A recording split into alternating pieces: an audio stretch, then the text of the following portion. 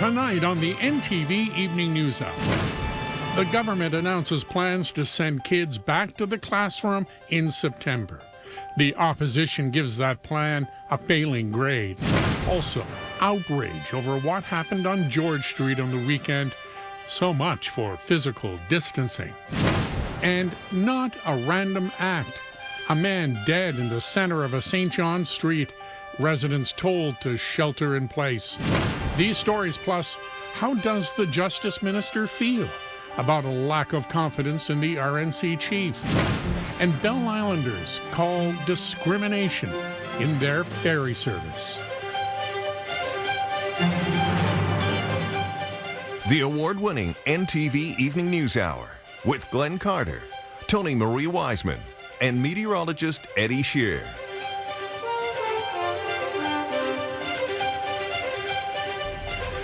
Good evening, everyone. Thanks so much for joining us tonight. Also in the broadcast, we're going to take a look at how the pedestrian mall in St. John's fared on its first weekend.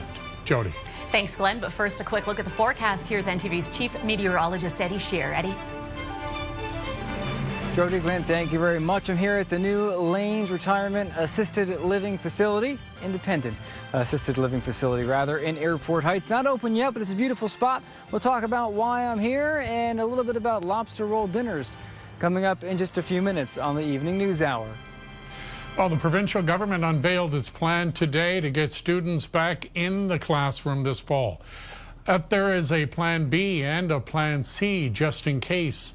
NTV's Colleen Lewis has the story. The classrooms here at Indian River High School have been empty for months.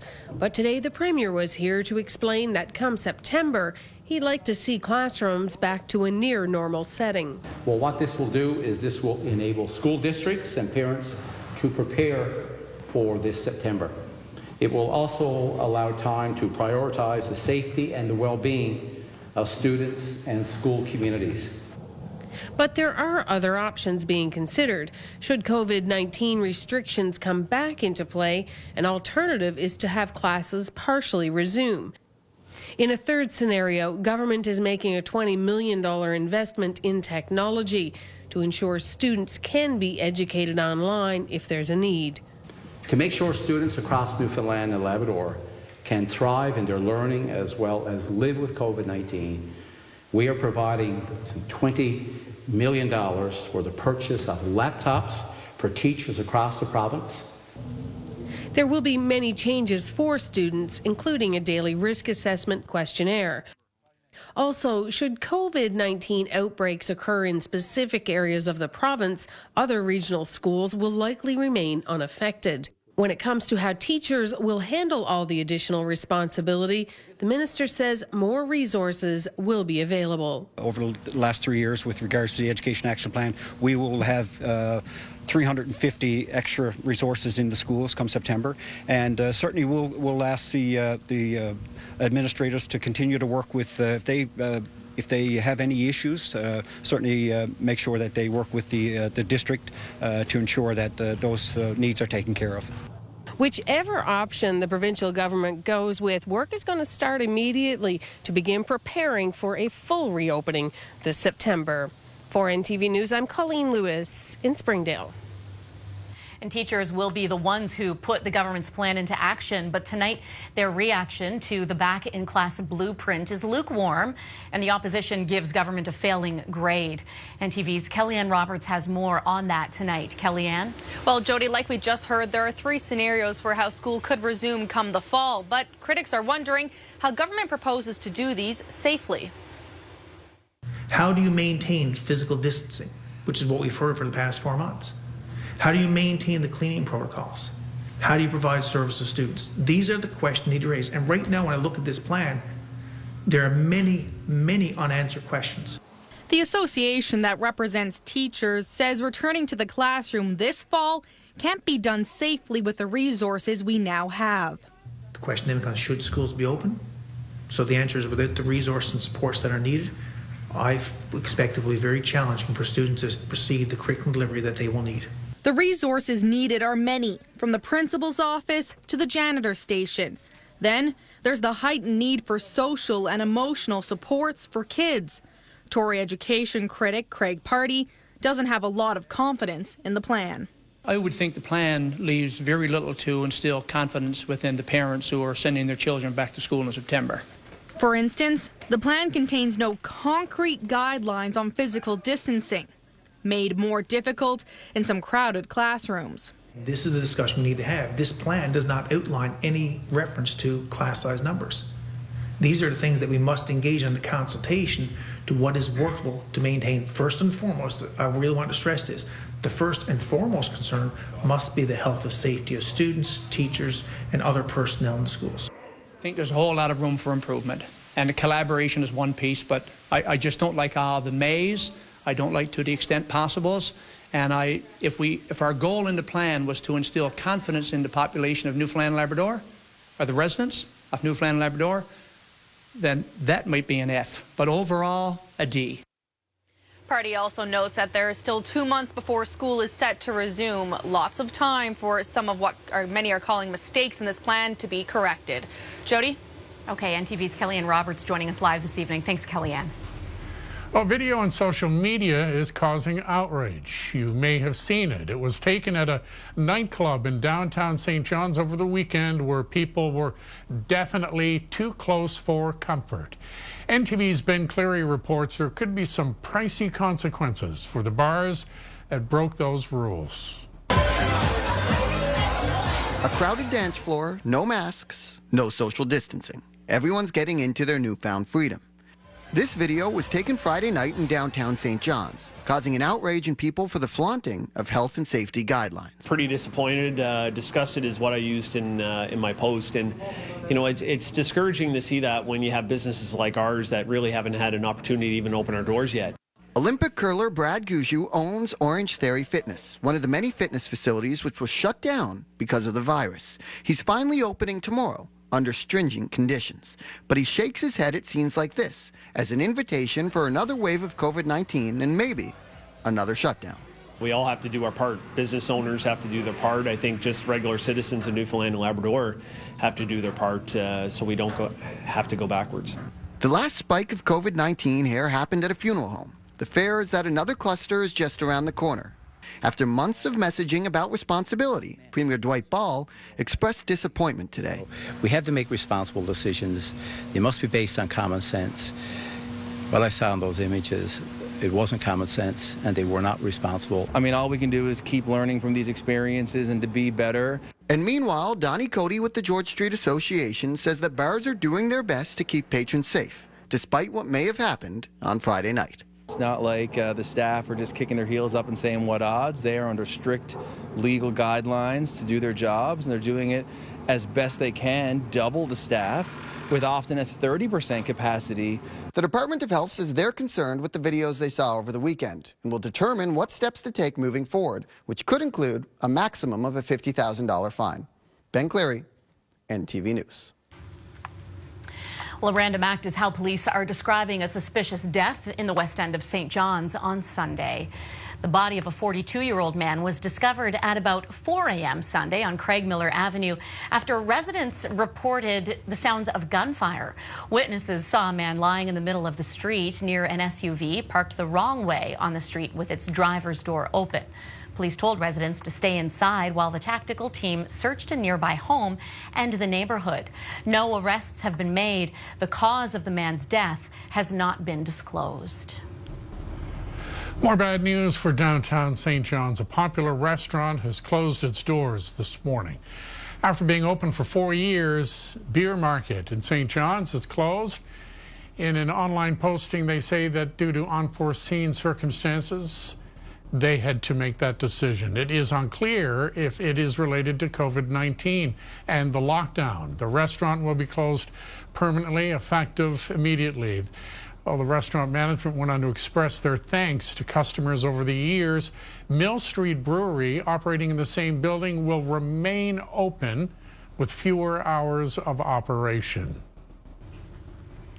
The province's justice minister confirmed his support for the RNC chief today after a vote of non-confidence by rank-and-file members. 90% of the officers who voted expressed a lack of confidence in Chief Joe Boland. The chief called the vote an attempt to discredit his leadership, prompted by a few individuals who wish to avoid accountability and change, which the Police Association denies. Today, the Minister of Justice said he has full confidence in the chief. I'm aware of the vote of the RNCA. In fact, I've been in close contact with them for some time now, discussing various issues, and this was one amongst those. But what I have told them and told the chief is that I am 100% supportive of Chief Boland and behind the chief. I think my job here now, though, is to recognize also that, that there has been a vote, that there have been concerns expressed, which I take quite seriously, and we'll continue to work together to try to alleviate these issues as we move forward. Tonight's business report brought to you by Judy Morrow of Morrow, & Crosby, representing accident victims for 30 years. ExperienceDoesMatter.ca. Markets began the trading week on a high note today, or at least a better note. Let's take a look at the numbers for this Monday, beginning with the TSX, which was up 73 points today to 15,670. The Venture was up by 12 to 645. The Dow also on the plus side today, up 460 points, closing above 26,200. NASDAQ was up 227 to 10,435. Price of gold up 10.71 an ounce, 1,786 and change. Brent crude was up a quarter a barrel today to 43.05 cents U.S. Canadian dollar up 0.15 of a cent, closing at 73.85. Fortis was up 21 cents a share to $52.67. Labrador iron ore, it was up 81 cents to 24.77. And Altius was up 8 cents a share to $9.96 today. tonight's weather. Brought to you by Chevrolet Employee Pricing. Your Chevrolet, our price. Plus, get 0% financing on most of our popular 2020 Chevrolet vehicles. Ask your dealer for details. Jody, it looks like Eddie is on the road again tonight, somewhere. Nice to be outside. Eddie, I put some wood in the wood stove on the weekend, if you can believe it. Yeah. Yeah, you can. Oh, I can definitely believe it. I mean, you know, like last week we were, some folks were using the air conditioning. Some folks were sweltering at night saying, oh my goodness, when is this heat going to break? Well, as you found out the weekend, Jody needed a wood stove. The heat broke in a big way, and I'm outside in July now in a sweater. And I tell you what, I'm comfortable, if not a little cool. So the heat has broken. A lot of folks are wondering when the heat is going to come back. We'll talk about that over the next few minutes. You also might be wondering where I am this evening. Well, I'm up in Airport Heights. Took a little bit of a drive from the east end of St. John's all the way up here to the western side of the airport. And I'm here at the new Lanes Independent Assisted Living Facility here in Airport Heights. Now, it's not open yet. A little bit of a delay, I think, for the residents moving in because of the COVID-19 pandemic. But it certainly is a beautiful space. I'm out here in the garden right now. This is going to be a lovely spot for the residents to hang out. Actually, just inside the garden here, there's a little bit of a rec room. There's actually a full-size bowling alley. There's shuffleboard on the floor. Certainly looks to be a really nice spot to hang out. But I'm here tonight to talk about something very important. The Lanes Assisted Living Facility here, and I think Lanes Retirement in general, is doing a lobster fundraiser for the Dr. H. Bliss Murphy Cancer Foundation. And basically, if you buy a lobster dinner, the proceeds from that are going to go to the foundation. Now, the lobster roll dinner looks delicious. The ingredients here are laid out on the table just to my right. We've got the lobster, all the ingredients that go into the lobster roll. I'm not even sure what half of this stuff is. I think that's mayonnaise, looks like some lemon juice and some green onion. Anyway, I don't know a lot about cooking, but I can tell you this smells pretty good. And I was talking to Chef Nick. He's inside, and we're going to make this lobster roll coming up in just a few minutes on the evening news hour. And I'm going to try it, and then you're all going to be jealous, and you're all going to buy tickets to the fundraiser. And it's going to be a great thing because you're all going to be full, and you're raising money for a great cause. All right, we'll take a look at the almanac right now. Certainly was a cool day today. Only 12 degrees for the high in St. John's. The low this morning was 9, so not a whole lot of range in the temperature department, and the average high this time of year is 19, so well below normal by about 7 degrees or so. So a very cold one. Yep, 7 degrees. And the record for today, 31.5, set back in 1983. How nice would that feel? We're almost closer to that record low of -1.1, set back in 1976. And at sunset, getting a touch earlier every day now as we are past the summer solstice. Solstice is now 9:01 p.m. As we take a look at our live cam overlooking downtown St. John's, we can see it's mostly cloudy right now. Little bit of blue sky showing up. Same thing here over Airport Heights. I think as we go into tomorrow, we should see a little more in the way of the sunshine, a little less in the way of the cloud cover. 11 degrees right now. Winds are east, northeast, 17, making it feel even cooler. With that, we likely don't have a humidex. We likely have a wind chill, if anything, this evening. 12 degrees in Bonavista Vista right now, looking at 18 though as we get inland in Gander, and low 20s for many areas of the west coast and Great Northern Peninsula from St. Anthony all the way down towards Stephenville. Port aux Basques and Burgeo, you're looking at mid-teens right now. Into Labrador, look at the numbers. 26 in Happy Valley, Goose Bay, 22 in Churchill Falls, and even areas along the coast, mid-teens to about 20 degrees. Satellite and radar picture showing some clouds in Labrador. Likely a few showers, especially south of the Trans-Labrador Highway. Across the island, we are seeing some showers through interior and central and even western parts of Newfoundland right now. Looks like just west of Grand Falls, Windsor, south of the TCH, around Buckins and Millertown, seeing some of those showers drifting northwest to southeast. Looks like a few as well over the Burgeo Highway. So you may see a shower if you're in interior portions of Newfoundland this evening and parts of central and just inland from the west coast. Perhaps if you're out at the cabin south of Grand Falls, Windsor, again, you may get a spotty shower this evening, but nothing major. And as we go into the overnight, the showers will begin to diminish. Across the Avalon, we have the low-level northeasterly flow helping to drive the cloud cover on shore. But as we get inland, less in the way of cloud cover and likely significantly warmer temperatures, especially as we get towards areas like Whitburn, where it probably was 18-19 degrees today. Post-tropical storm Edward is cruising right now in the North Atlantic, about 700 kilometers to the southeast of Cape Race. It is moving at 61 kilometers per hour. Winds around the center of this low are 75 kilometers per hour, gusting 95.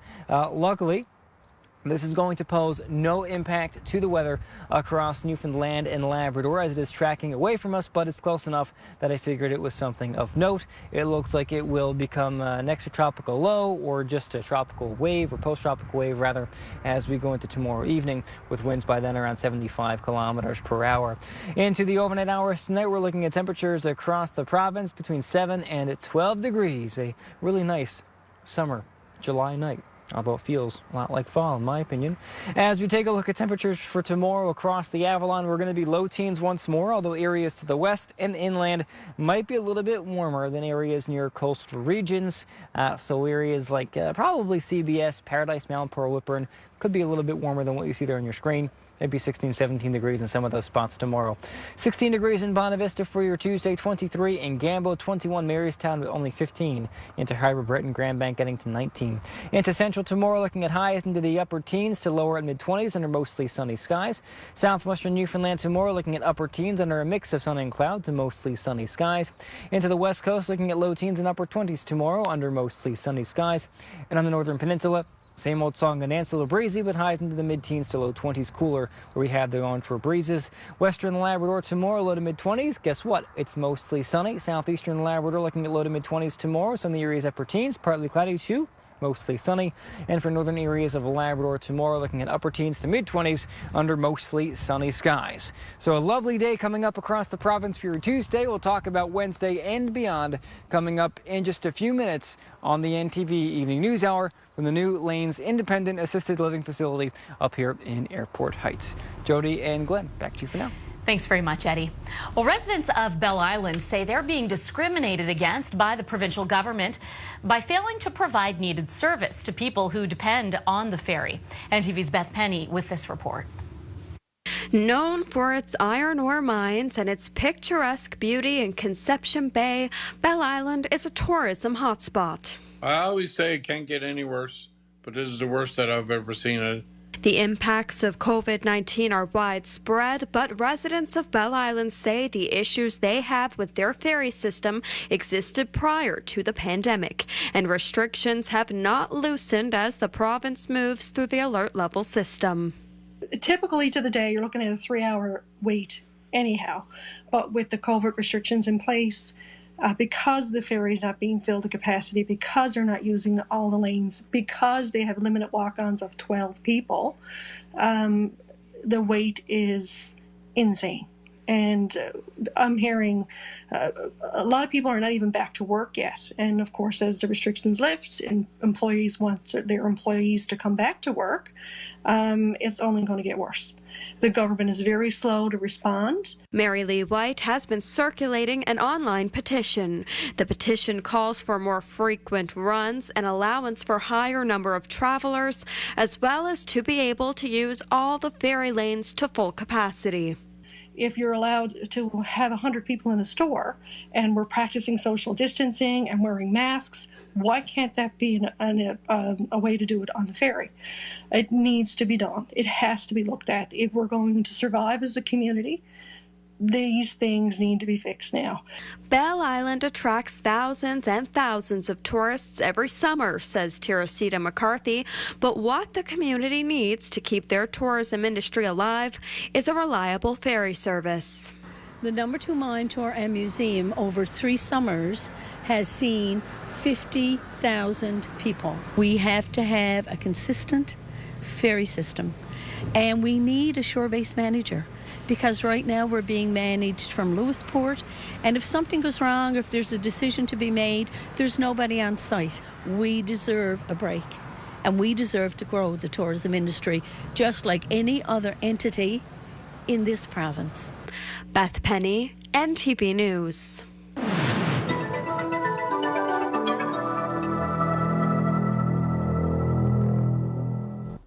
The easing of public health restrictions has allowed some sports here to get back to play. However, not hockey players in this province. NTV's Don Bradshaw tells us why tonight. While sports like baseball and soccer are back up and running after being shut down for months by COVID-19 restrictions, hockey players in this province remain benched. Hockey Newfoundland and Labrador is still working on its plan to allow players back on the ice, but the challenges of adhering to social distancing guidelines and regulations limiting crowd sizes makes the path towards a return to hockey a bumpy one. We all really don't know where this is going to end up at the end of the day, and you know, sometimes we might think that we're going to have to go back 6 steps before we move forward 1 step. Hockey NL President Jack Lee has struck a 16-member committee to draw up new policies and procedures that will govern the sport in the COVID-19 era. Lee says in all likelihood, when players are allowed back on the ice, the emphasis will be on practice and skill development, with actual games and competition remaining on hold. You know, following the direction of the Chief Medical Officer, and certainly in conjunction with Sport NL, that we were trying to come up with a document that we will be able to get back to return to play in some way. To say that we're going to be playing hockey as normal in September 1, I don't see that happening. Lee says as an indoor sport with players, coaches and spectators all commingling in the same general area, the challenges facing hockey may be a little more complicated than some outdoor sports, and that, he says, could require some significant adjustments. I can see there will be issues trying to use dressing rooms and trying to use benches and trying to use facilities like public facilities, trying to get as many parents in the buildings as you can because they all want to go, especially for the younger kids who will probably need their parents more so than the older kids.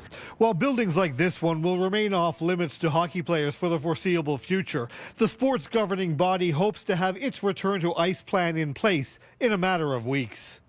For NTV News, Don Bradshaw, Corner Brook. Well, Fred Snellgrove has taken to Twitter to express his thanks for police stopping his daughter Mason on Water Street over the weekend. It's something that he says was very cool for them to do as she was riding her tricycle through the pedestrian mall when she encountered Constable Steve Simmons. Okay, here's your ticket. Okay, open it up, man. Look at your ticket. Oh, pick it up, mate. Open it up. Let me see what it is. It's not supposed to be funny. All right, show your dad. Turn around and show us. Oh, cool. Look. Hold it up. Is that cool? Say thank you. Here's your ticket too, okay? You get a ticket too. You're gonna get one too. Uh-oh. Yeah.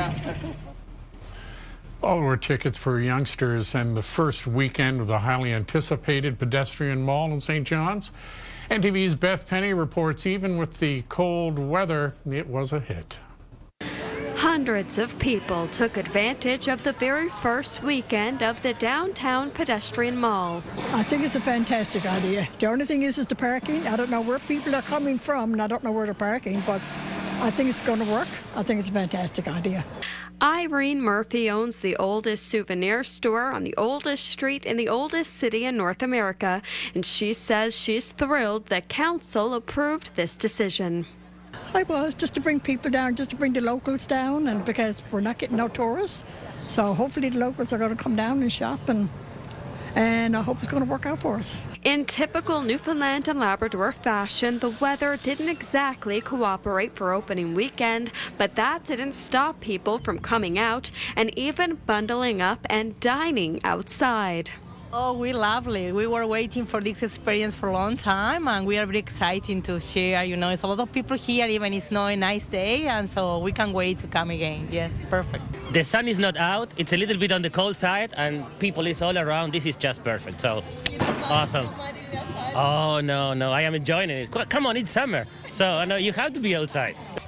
We're overwhelmed with how great it is. Like, just being able to walk around and see everybody, and the dogs and the babies and the people. It's incredible. Normally we wouldn't have come down for the shops, but because we're here for the attraction of the mall, we're going to pop in and out and probably spend more money than we would have. Hope so. I hope so. I mean, look at the people. Irene Murphy says she's already so pleased with the way that things are going. She hopes the city considers bringing back the pedestrian mall for next summer. Mayor Danny Breen says we'll just have to wait and see. Once we do our review and we look at it and we talk to the business owners, get the feedback that we need from the public, and look at the issues that we faced, we'll consider next year. I do know that a number of businesses have been cautious about spending a lot of money on what they're doing here, because they didn't know what the future was of having it repeated next year. So I think when we do look at it, and if we should decide to go forward in the future, we would want to have a multi-year plan so that businesses could then make the proper investments that they want to make. Beth Penny, NTV News. Still ahead tonight, in your community, Amanda Muse on musical therapy on a global scale. The results of our question of the week, and Today in History with Jim Furlong. Time now for a quick break. When we return, we'll have a quick look at our weather forecast, once again with Eddie Sheerr, including the 5-day. And, Eddie, the pressure's on. Let's see if he gets that putt. Ooh. A bit of a roll back there. All right. Can't be too happy about that. Just tap it in, Eddie. Okay. We all are very, very grateful for your golf skills. Good show. And when we come back, we'll have more reaction to the government's plan today to get the kids back in the classroom this September.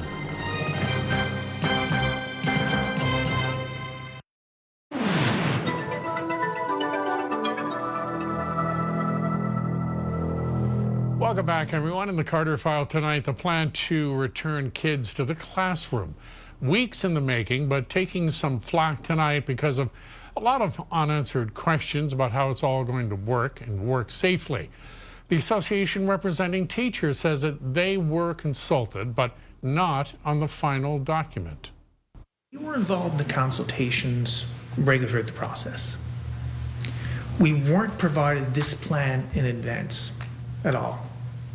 We would have appreciated the opportunity to provide constructive feedback on that, but we weren't. I think it would have been helpful for all concerned that were we able to offer the feedback on this. I think that would have been a much better route. We've talked about collaboration. The voters talked about, or the residents of people talked about collaboration in a minor government. It was PEI who brought their plan to the legislature to discuss and to debate with the media present, so that the opposition could ask questions, they could engage in meaningful debate on their plan. And I think that's wonderfully noble. Think in the 2 weeks we had, We probably had a plan like we've just had released here, but it didn't make it to the House of Assembly, the floor for debate. And even if it was work in progress, we certainly could have come back to the House of Assembly to debate. So I think that was a sign. I'm not surprised that if myself as opposition member, as a past administrator, or the leader of the member for St. John's Centre, who's the education critic for the third party, past president of the NLTA, we weren't really involved in this plan, and I think we've seen it for the first time today at 12:15. So was I surprised that the NLTA didn't get to see it? Maybe not as surprised as what many would be. And remember, they are integral players in the school reopening in September.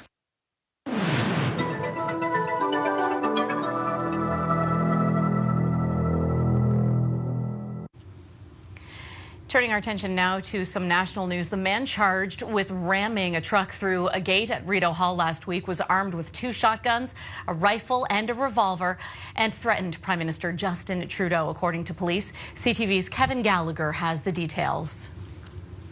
The charges filed against Corey Huron paint a disturbing picture of the alleged armed intrusion last week onto the grounds where the Prime Minister lives.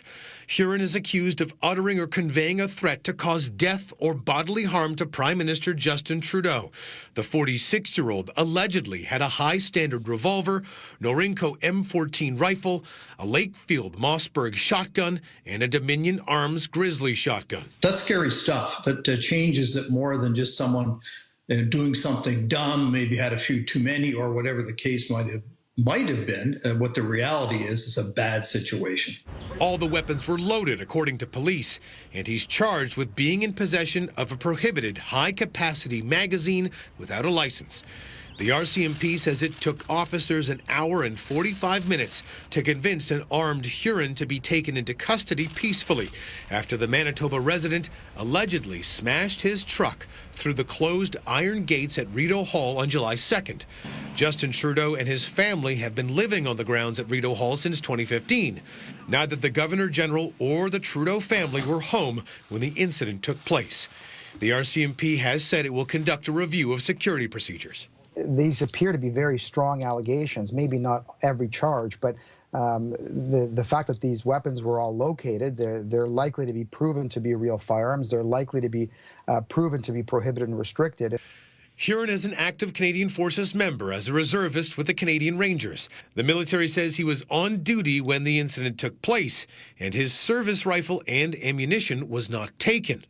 It's not known when the 46-year-old left his home in Bozeman, Manitoba to make the 28-hour drive to Ottawa, but the forces say he did it on his own accord. Was there some red flags that should have come up? Someone should have said something?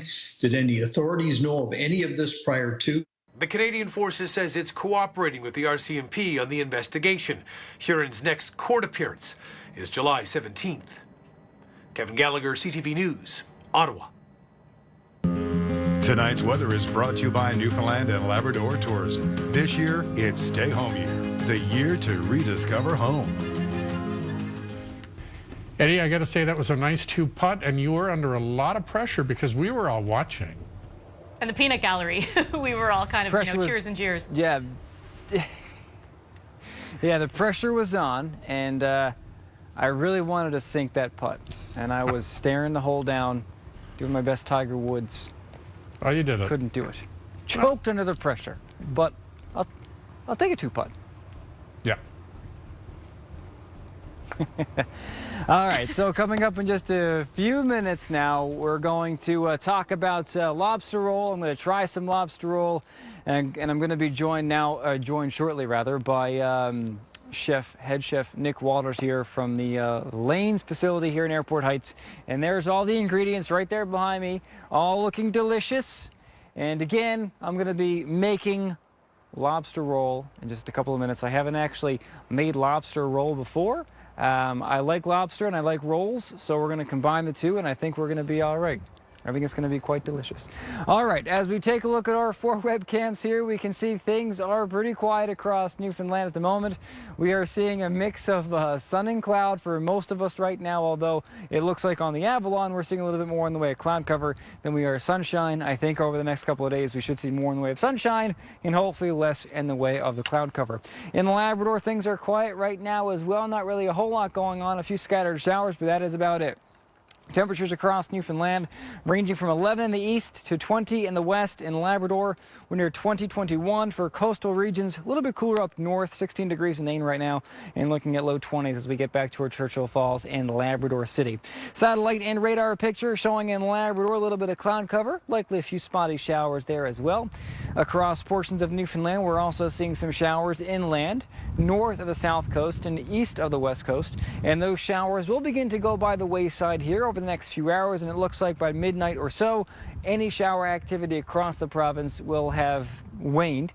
And as we go into early Tuesday morning, we're looking at pretty much a sunny start for most areas, although it looks like portions of eastern Newfoundland, including on the Avalon, may wake up to some low cloud cover and a little bit of fog. But as we go throughout tomorrow, that should begin to ease, especially after lunchtime, where we see more in the way of sunny skies across about 95% of Newfoundland and Labrador. Although it looks like late tomorrow afternoon, we may see a few spotty showers across interior areas of eastern Newfoundland and a few spotty showers as well in Labrador around the Eagle River area and just north of the Labrador Quebec border. Tomorrow night going to be fairly quiet. As we go into the latter part of the week, though, we are going to see a few showers coming through. It looks like Wednesday into Thursday, and then as we get toward Friday and Saturday, we're going to watch a series of low pressure moving up along the eastern seaboard. That moves in over the weekend, and as that moves in, it may bring a substantial amount of rain with it for some areas, as it looks like it's going to have a ton of moisture with it. So over the weekend into early next week, we could be talking about a heavy rain threat for some areas, and again, it's several days away. We'll work on the forecast as we get closer, but that looks like the next significant weather event. 6 to 8 across eastern Newfoundland for the overnight lows tonight. Winds are going to be light, some areas of coastal fog. And then for tomorrow, looking at highs into the teens to low 20s, warmest inland. Some areas of the Avalon inland could be a little bit warmer than areas near the coast, like Holyrood and Whitburn, for instance. Those areas make it closer to 20 in the afternoon tomorrow. Western half of the island overnight, low 7 to 10 or 12 degrees under mostly clear skies. And then for the day tomorrow, we're looking at highs into the upper teens to lower 20s. Should be a lovely Tuesday. Into Labrador, temperatures tonight are going to be into the teens for the overnight lows. And then for your day tomorrow, we're looking at highs into the upper teens to lower mid-20s. Under mainly sunny skies, so a lovely Tuesday across the big land. As we take a look at your 5-day forecast for eastern Newfoundland, we're looking at highs into the teens over the next several days, although warming up to near 20 as we go into Thursday and Friday with that slight chance of showers. For central Newfoundland, looking at upper teens to lower 20s Tuesday, Wednesday, and again as we go into Friday and Saturday. Sunny skies, dry days rather, a chance of showers for central areas on Thursday. For western areas, looks like a chance of showers on Thursday. Otherwise, we're dry for the next 4 days or so, and looking at temperatures into the lower 20s the whole way through. May turn a little bit more humid toward the end of the week. Into Labrador, looking at low 20s the whole way through. Chances for showers Wednesday, Thursday. Better chance of rain coming in for Saturday, as I was just talking about there a couple of minutes ago. And for eastern Labrador, risk of showers Wednesday, Thursday, staying mild though, sunshine for Friday, and then looking at the chance of rain as we go into the day on Saturday with highs into the low 20s. All right, Chef Walters. How are you? I'm a little nervous, a little excited. How are you? Not bad, not bad. So we're gonna have you make a lobster roll. You're gonna have me make it? Yeah, because COVID, so you're gonna eat it. I want you to make it. Okay, sounds like a plan. All right, probably the safest thing to do. So let's start off with some, put the lobster in the bowl. Okay, here's the lobster. And that then looks delicious, by the way. We'll probably get a shot of that, Tony. That's probably the only thing we're gonna use all of it. Okay. And then probably about celery, about 1/3 of the lobster. I got some spoons there for you too, just to make it a little easier. So a little bit of celery? Yeah, just a little bit. Okay, like that much? Yeah, sure. What'd you say? Matter. Yeah, let me see. Okay. Good.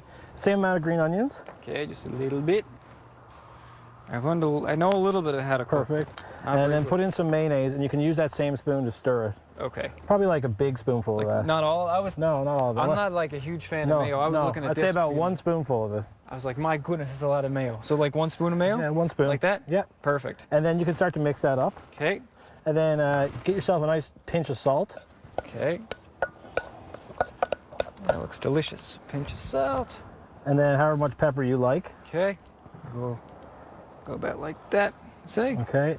And then some tarragon. Okay, a little bit. Yeah, a fair bit of tarragon. Okay.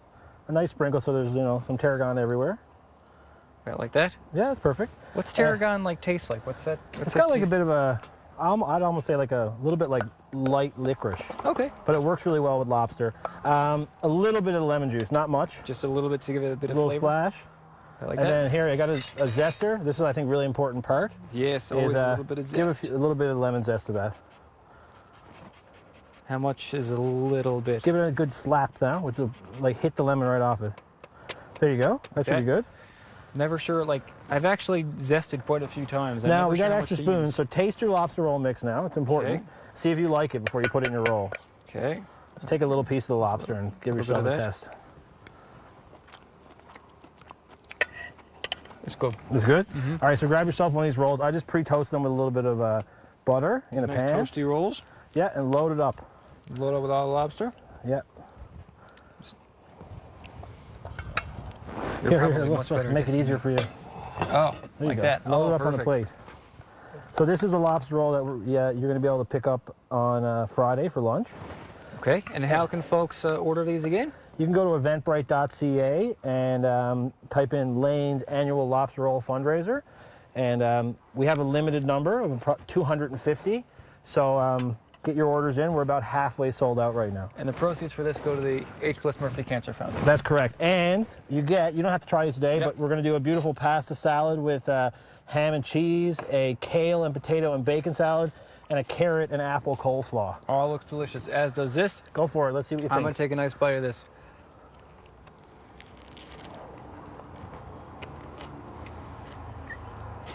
Delicious and messy. I'll have more forecasts coming in just a few minutes. I'm going to wolf this down, though, between now and then. Cheers.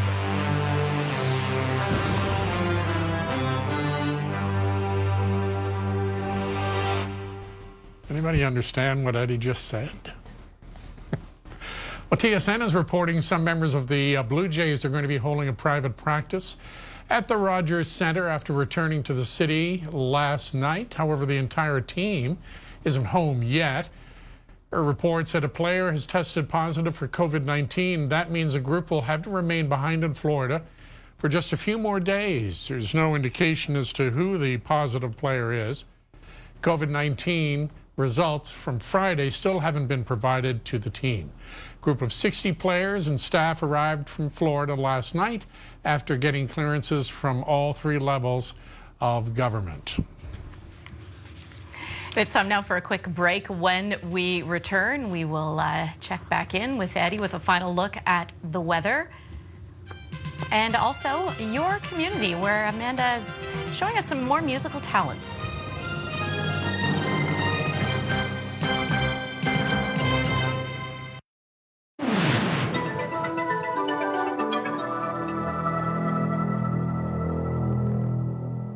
Welcome back. Well, it is time now to take a look at some of the happenings in your community. Here's Amanda Muse.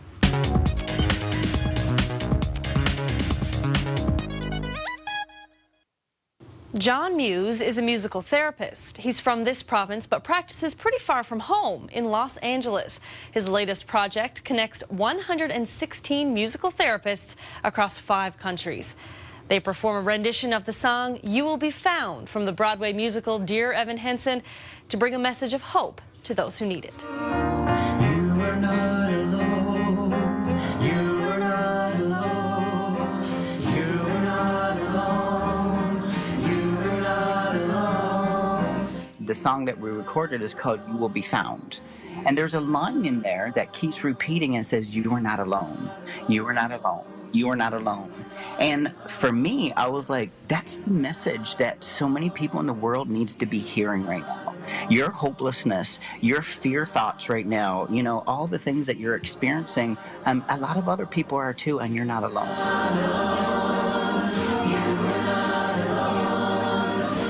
And one of the biggest things that I found during this whole pandemic and the shutdown, I was like, oh my gosh, look at social media. Social media is exploding right now with people showcasing music. You will be found.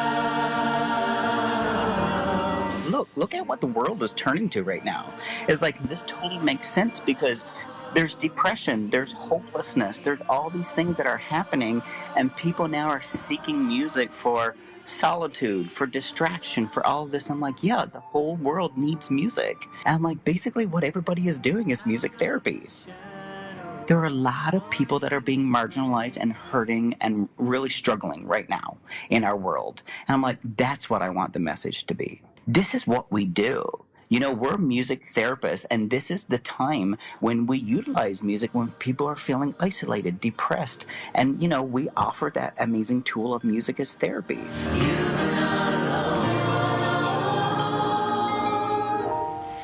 You can find this video entitled "You Are Not Alone" on YouTube. Now let's take a look at more entertainment news. Tonight's entertainment wrap is brought to you by the Newfoundland Herald, featuring NTV's Kellyanne Roberts on this week's cover. Available on stands now and online at nfldherald.com.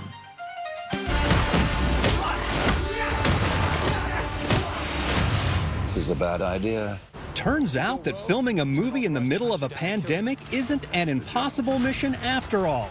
The British government is now allowing small groups of essential cast and crew to enter the UK, but under strict guidelines. It's great news for Tom Cruise and Mission Impossible 7, which will now be able to resume production, as will another potential blockbuster, Jurassic World Dominion.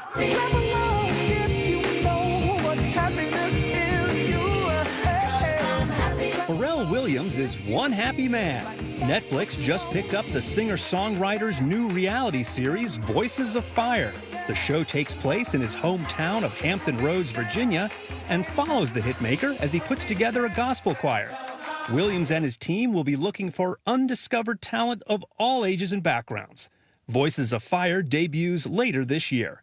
In Hollywood, I'm Douglas Hyde. Time for another break on the NTV Evening News Hour. Eddie Sheerr is, I guess, just about finished that lobster sandwich. And he'll be back with a few final words in a minute as well. Our results of a question of the week and today in history with Jim Furlong.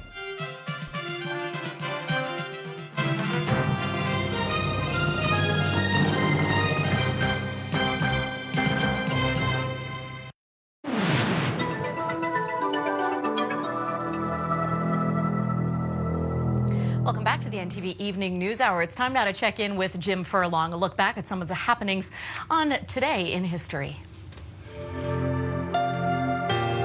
This was a date in history that will ring familiar with Newfoundlanders because of our own Ocean Ranger disaster. Offshore oil is a dangerous endeavor.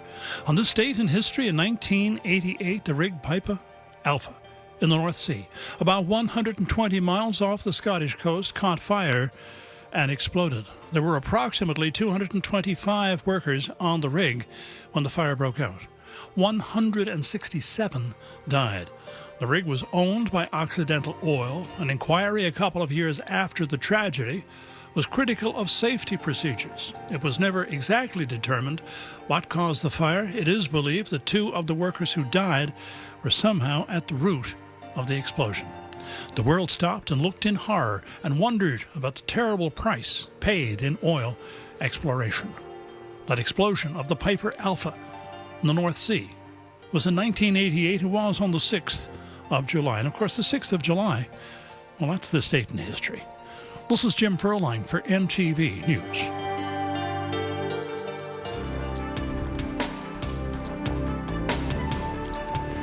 Time now for the results of our question of the week. Will you be traveling outside the province as part of the Atlantic bubble this summer? Here's what you had to say.